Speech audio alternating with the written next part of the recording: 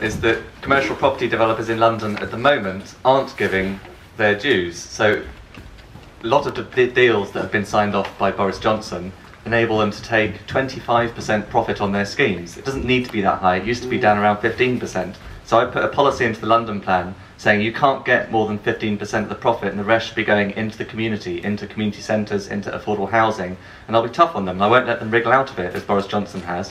We also need transparency, and I was really glad when in Greenwich and in Southwark, campaigners managed to get the councils to release these financial viability assessments, these mysterious documents, which developers use to wriggle out of their obligations to the community. Because the land is ours, it's owned by the people, and it's for the government to give permission for this stuff to be built on and for the developers to get their huge profits from it. And if we're going to give them permission, they need to give enough back. So I'm not going to say no to them, I'm just going to say you've got to pay your due.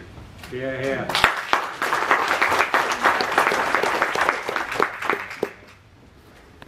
Mr. Hill, how you doing? It's me, the fifth Beatle. It's a private joke between Mr. Hill, but he's with me. Right. In regards to these commercial interests supplying all this much needed infrastructure, what really gets me is what happened down at Elephant and Castle when Southwark Council sold, I believe it's 22 acres of prime residential real estate, which was worth about £1 billion for 50 million. I didn't see much value going to the people of Southwark. So sometimes, you know, there's maybe two sides to both these stories, and the way Lend-Lease have, there's only one young man here, have screwed over the people down in Southwark. They got out of that really, really lightly. They got away with murder. And I said to the Southwark councillor, who is now the MP, who is connected to an architect's firm which do business with Lend-Lease, I said to her, if this deal had been carried out by a group of Nigerians, the serious fraud office would have been all over this like white on rice. However, in the case of Southwark, you can go on to become the MP. That's how I talk. I just talk it straight. Yeah. So maybe our interest in getting stuff done by the commercial enterprise is not as beneficial to us as it is. Apologies, Caroline.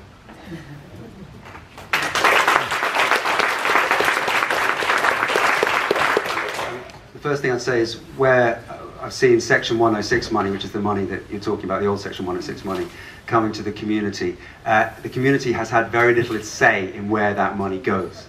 It's been controlled by the council. And I want to see more powers given to the local community to have a say in what happens, and more engagement in the planning process, but also more consultation. The second thing is, quite often there are alternatives to the developers. At Cressingham Gardens, we know that the residents have come forward with proposals for a green retrofit. They want to bring in extra money.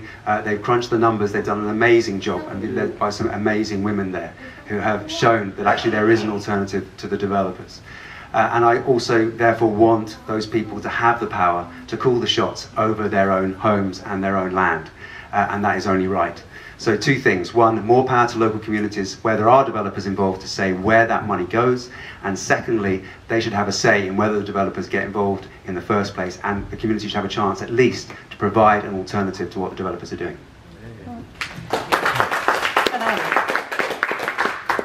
So one of the issues at the minute is we have a huge imbalance of power. Developers say jump, councils ask how high. The councils really don't have the facility or the level of scrutiny to look at whether or not what developers are claiming is actually true. We've seen huge instances where developers have been able to wriggle back on promises of levels of affordable housing because of claims about profitability. Councils don't have the ability to scrutinise that.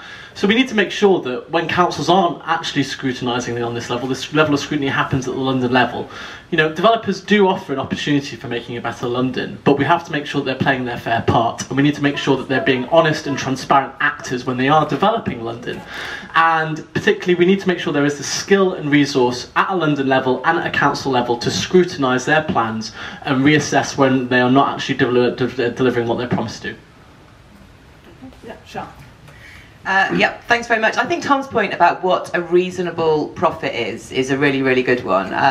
This is really valuable land. Once it's been developed, it's gone. We need to have a better say in what's done to the land that's so valuable to us before it goes out.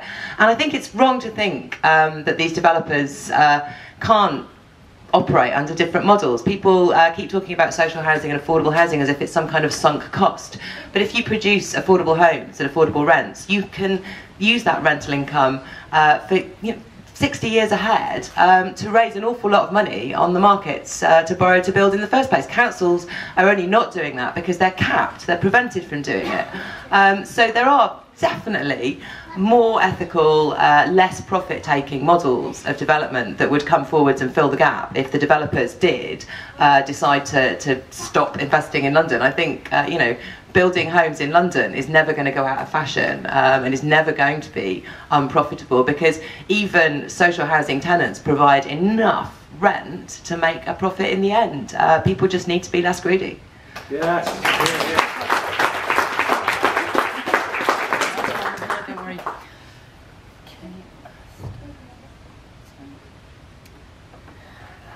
Okay, we have to shift the rhetoric that people on low incomes are not able to go on living in the centre of London.